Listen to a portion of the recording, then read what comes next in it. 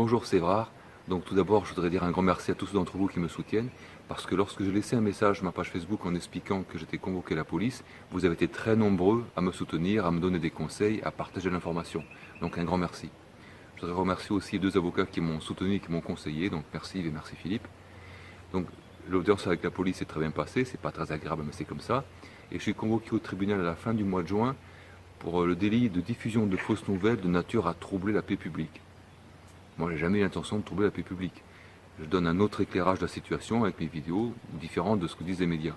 Remarquez aussi que lorsqu'on ne dit pas les informations qui vont dans le sens des médias, c'est considéré comme une fake news. C'est aussi ce que dit le docteur Didier Raoult. Donc le droit à la parole était extrêmement limité. Il est très contrôlé encore, c'est-à-dire vous avez le droit d'accéder à l'antenne ou pas. Et puis là, d'un coup, explose le droit à la parole de tous. Donc qui sont les réseaux sociaux, qui bien entendu rendent en conflit financier et du droit à la parole avec les autres médias traditionnels. Donc c'est pour ça que les autres médias traditionnels peuvent éventuellement qualifier de fake news ceux qui ne sont pas les news que eux propagent. Donc je pense qu'il y a un vrai changement social et c'est vrai aussi. Voilà, donc aujourd'hui on va analyser les incohérences dans le nombre de décès selon les pays. Allez, on y va. Alors pourquoi une telle différence dans le nombre de décès selon les pays alors que le coronavirus est le même pour tous? Tout d'abord, regardez le point presse de M. Salomon tous les jours. Les États-Unis sont le pays le plus touché au monde, avec 610 000 cas et 26 000 décès. Là, il donne le nombre de décès aux États-Unis. Il annonce 26 000 décès. Et ça fait peur comparé au nombre en France qui faisait la moitié à cette date. Mais le chiffre de M. Salomon ne veut rien dire, puisqu'aux États-Unis, la population fait 5 fois la population française. Il faut donc regarder le nombre de morts par habitant. J'ai choisi de le faire pour 10 000 habitants, parce que c'est le plus pratique à utiliser dans ce cas. Les médias traditionnels ne vous donnent jamais ce chiffre, parce que ça révélerait de suite qu'il y a un problème avec l'information qu'on nous donne. Alors qu'en parlant du nombre de décès par habitant, on peut facilement faire des comparaisons entre les pays, et vous allez voir qu'on trouve des choses curieuses. En France, au 28 avril, il y avait 23 000 décès, soit 3,2 décès pour 10 000 habitants. Remarquez que ça reste très peu, 3 décès pour 10 000 habitants en France. Et on va voir que dans certains pays, c'est 100 fois moins. Mais les médias traditionnels ne vous le disent pas, parce que cela marque beaucoup plus d'indiquer 23 000 décès que 3 décès pour 10 000 habitants. Alors est-ce que c'est d'incompétence ou une volonté délibérée de dramatiser la situation? Je ne sais pas encore. Les médias ne vous disent pas non plus qu'il y a une énorme différence dans le nombre de décès selon les pays, alors que le coronavirus touche tout le monde de la même façon. Et c'est le but de cette vidéo. On va analyser les explications possibles et vous allez voir que cela nous mène toujours au même point, des incohérences dans les chiffres qu'on nous donne. Est-ce parce que les structures hospitalières sont de meilleure qualité dans certains pays que dans d'autres? En France, on a vu qu'il y a 3,2 décès pour 10 000 habitants. En Grèce, il y a 0,1 décès pour 10 000 habitants. La Grèce subit une crise économique majeure. Est-ce que leurs structures hospitalières sont meilleures que celles de la France? Je ne le pense pas. En Ukraine, ils ont eu 0,05 décès pour 10 000 habitants. L'Ukraine sort d'une guerre. Leurs structures hospitalières ne sont certainement pas meilleures que celles de la France en ce moment. Au Bangladesh, ils ont eu 0,009 décès par million d'habitants. C'est ridicule. Si on avait ce taux en France, on aurait 56 décès causés par le coronavirus. Or, le Bangladesh est un des pays les plus pauvres du monde, et leur population est de 168 millions d'habitants. Les structures hospitalières du Bangladesh ne peuvent pas être meilleures qu'en France. Remarquez aussi sur cette carte que ce sont les pays occidentaux, en particulier les pays faisant partie de l'OTAN, qui sont le plus touchés, alors qu'ils sont censés avoir les meilleures infrastructures hospitalières. Et c'est tout l'inverse qui se produit, ce sont les pays pauvres qui ont le moins de décès par le coronavirus. Donc, comme on le voit, ce ne sont pas les infrastructures hospitalières et médicales qui pourraient expliquer les différences de mortalité selon les pays. Est-ce parce que certains pays auraient fermé leurs frontières plus rapidement? Eh bien non, puisque le Royaume-Uni, les États-Unis et l'Espagne sont les premiers à avoir fermé leurs frontières. Pourtant, ce sont eux qui enregistrent le plus de décès. Au Portugal, il y a eu 0,8 décès pour 10 000 habitants. Le Portugal a très rapidement fermé ses frontières.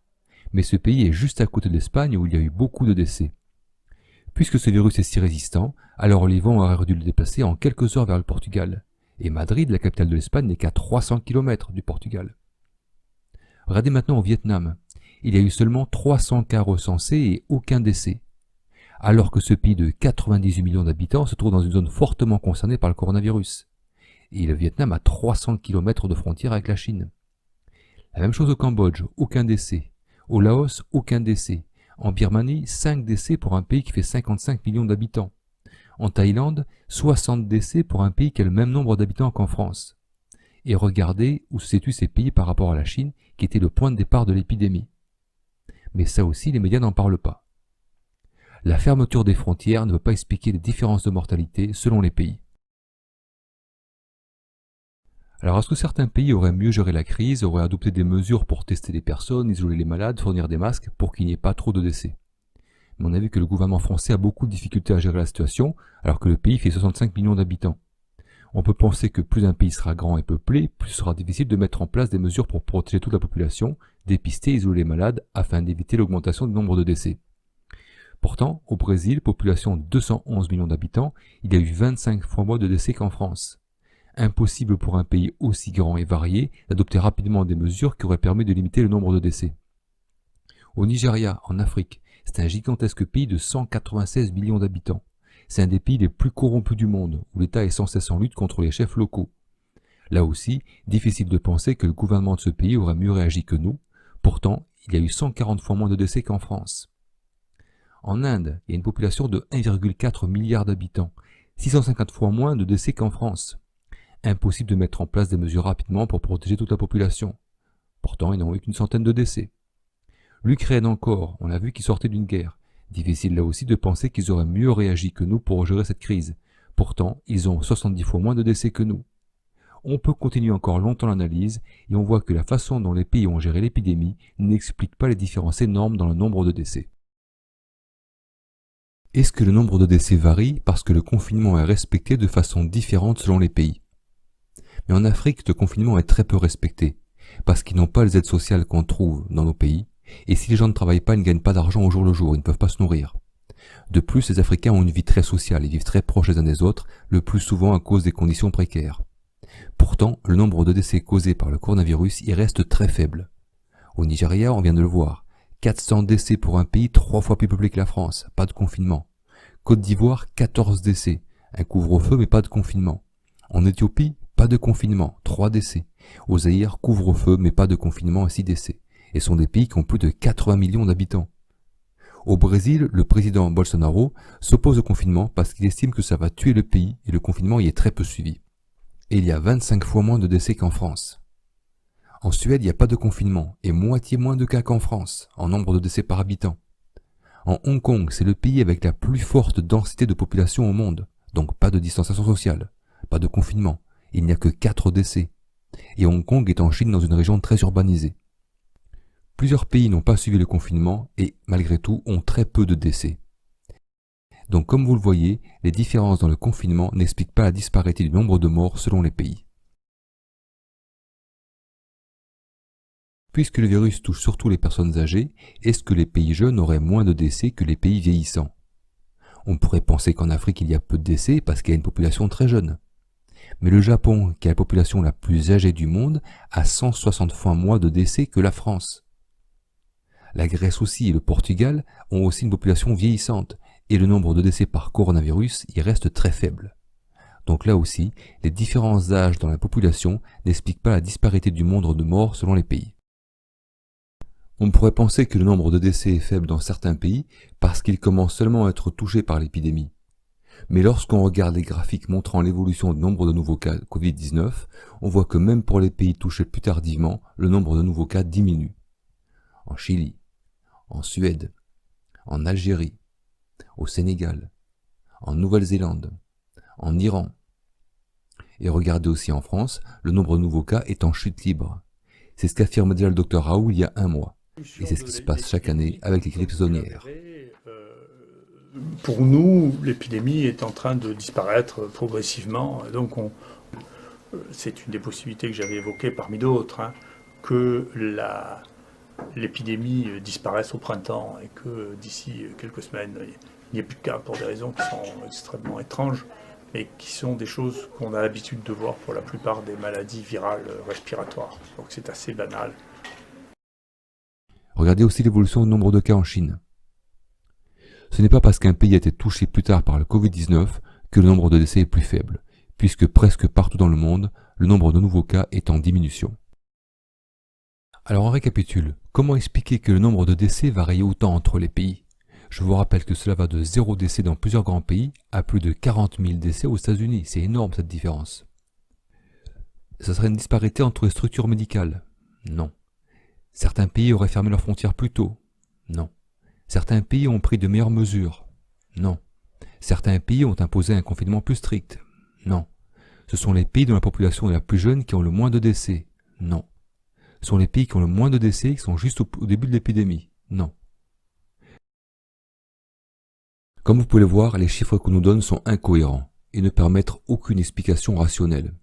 Alors que si on regarde la variation par exemple du nombre de décès par cancer, la variation entre les pays est beaucoup plus faible et surtout s'explique parfaitement. La seule explication logique à ces chiffres incohérents, celle qu'affirment de nombreux spécialistes et que je vous répète depuis plusieurs vidéos, c'est que le nombre de décès annoncé est faux. Car on ne fait pas la différence entre décès avec coronavirus et décès à cause du coronavirus. Une personne testée positive et qui décède par la suite sera déclarée automatiquement décédée du coronavirus parce qu'on considère que cette maladie, le Covid-19, l'emporte sur toutes les autres pathologies. Ce qui est totalement absurde, puisque le coronavirus ne touche que les voies respiratoires. Et si quelqu'un est testé positif au coronavirus et décède par exemple d'une infection urinaire, ce n'est pas le coronavirus qui en est la cause. C'est ce qu'affirme le virologue Sucharit Bhakdi dans une lettre ouverte qu'il a envoyée à Angela Merkel. Dans le même temps, l'erreur est commise dans le monde entier pour signaler les décès liés au virus dès qu'il est établi que le virus était présent au moment du décès. Or, cela viole un principe de base de l'infectiologie, ce n'est que lorsqu'il est certain qu'un agent a joué un rôle important dans la maladie ou la mort qu'un diagnostic peut être posé. Il dit ensuite, à l'heure actuelle, il n'existe aucune information officielle sur la question de savoir si, du moins rétrospectivement, des analyses plus critiques des dossiers médicaux ont été entreprises pour déterminer le nombre de décès réellement causés par le virus. Ça correspond à ce que je vous dis exactement. On ne sait pas si les décès sont vraiment causés par le virus ou pas. Et pour terminer, il dit comment allons faire une distinction entre les véritables décès liés au coronavirus et la présence accidentelle du virus au moment du décès. Je vous ai mis ce lien vers ce document dans le descriptif de la vidéo. Donc si en Allemagne il y a 5 fois moins de décès qu'en France, ce n'est pas seulement parce qu'ils ont un bon système hospitalier, c'est aussi parce que la façon de compter les décès a été beaucoup plus rigoureuse qu'en France. Et si on avait compté nos décès comme en Allemagne, on ne serait non pas à 25 000, mais à 4 000, ce qui correspondrait beaucoup plus à la réalité. C'est aussi ce qu'explique le journaliste Harold Iman sur CNews. Ce que l'on fait en France et en Italie. Parce que nous, oui, mais nous on compte des gens dans une chambrée, s'il y en a 3 qui décèdent, il y en a un qui a le Covid, on dit bah les 2 autres ont certainement eu le Covid aussi, pas en Allemagne. Aux USA, je vous avais dit que les autorités sanitaires incitent les médecins à inscrire Covid-19 comme cause de décès pour chaque patient qui avait été testé positif. System memo states, and I quote, "The rules for coding and selection of the underlying cause of death are expected to result in COVID-19 being the underlying cause more often than not." Ce serait bien aussi qu'en France, des médecins nous expliquent publiquement comment se remplissent les déclarations de décès en France. Est-ce qu'ils ont reçu de nouvelles consignes de la part de l'ordre des médecins sur la façon de déclarer les décès pendant cette crise? Autre chose, puisque le gouvernement nous fournit tous les jours des chiffres aussi précis des décès par coronavirus, pourquoi est-ce qu'il ne donne pas aussi le nombre de décès causés par les autres pathologies? Je suis sûr que là encore, on aura des surprises. Parce que, comme je vous le répète depuis plusieurs semaines, cette épidémie n'a pas fait plus de décès que les crises sanitaires précédentes. Je n'invente rien, il suffit de regarder les chiffres. Je ne suis pas partisan de certaines théories d'Éric Zemmour, mais voici ce qu'il affirme. Tous les soirs, il nous répète que c'est une épidémie massive et tous les soirs, il nous donne des chiffres qui prouvent que ce n'est pas une épidémie massive. Donc on finira par avoir le fin mot de l'histoire, mais ce n'est pas une épidémie massive. Il y a eu beaucoup plus massif, mais bon. Et maintenant, Fareed Zakaria, journaliste médical de CNews aux États-Unis, dit que le taux de mortalité est similaire à celui d'une grippe.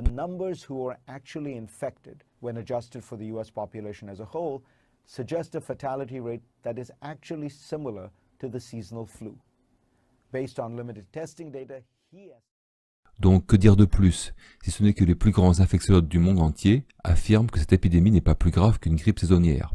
C'est ce que je vous répète depuis plusieurs semaines. Ils affirment aussi que l'épidémie est en train de se terminer. Parce que cela se passe toujours comme ça avec ce type d'épidémie. Elle suit une courbe en forme de cloche et nous sommes clairement dans la phase descendante, malgré ce que tentent encore de nous faire croire les médias. Tous les graphiques indiquent clairement que la pandémie est en train de s'éteindre, partout dans le monde. Et il n'y aura pas de rebond, ça ne se produit jamais. Covid est une infection respiratoire comme les autres et jamais ce type d'épidémie n'a rebondi par la suite. Ne me parlez pas de la grippe espagnole, cela n'a rien à voir avec la situation actuelle. Finalement, ce n'est pas le Covid qui a été inquiétant. Ce qui est inquiétant, ça a été la réaction à cette épidémie bien réelle. Réaction des médias, réaction des gouvernements et notre propre réaction à nous. Il s'est produit une véritable hystérie collective basée sur la peur. Et comme le dit encore une fois le docteur Raoult, les crises sanitaires sont beaucoup plus dangereuses par la peur qu'elles provoquent que par la réalité. Tout en se souvenant que les crises sanitaires sont aussi dangereuses, beaucoup plus dangereuses par la peur qu'elles provoquent et par les surréactions que par la réalité. Voilà, comme vous l'avez vu, il y a beaucoup d'incohérences dans ces chiffres, mais il y a aussi beaucoup d'incohérences dans d'autres domaines. On a vu que les médias nous mentent et biaisent l'information. Ils créent un véritable vent de panique, ils nous ont fait peur. Il y a 2 mois de ça, ils annonçaient plusieurs millions de victimes. On en est loin. Le gouvernement a bloqué tout le pays pour une maladie qui finalement n'a touché sérieusement que 2 ou 3 régions. Et après ? Tout d'abord, il faut sortir de la psychose parce que l'épidémie est en train de se terminer. Les statistiques le montrent, les chiffres le montrent, les meilleurs spécialistes en infectiologie dans le monde le disent. Covid-19, c'est fini. À part dans certaines régions où le virus est encore actif, mais il est en train de s'éteindre. Et dans quelques mois, il aura complètement disparu et il n'y aura pas de nouvelle vague. L'économie va mettre plusieurs mois à s'en remettre et il faudra ensuite plusieurs années pour absorber cette crise. Et la vie continuera dans un monde qui devient de plus en plus chaotique et qui change de plus en plus. On ne peut rien, on ne peut pas lutter contre ça, on ne peut que s'adapter, c'est l'évolution de l'humanité qui est ainsi. Comme on ne peut pas lutter contre l'hiver qui arrive, on ne peut que s'y adapter. C'est pour ça qu'on doit communiquer entre nous, partager les informations pour justement arriver à s'adapter à ce qui arrive. Voilà, merci de m'avoir écouté jusqu'ici, à bientôt.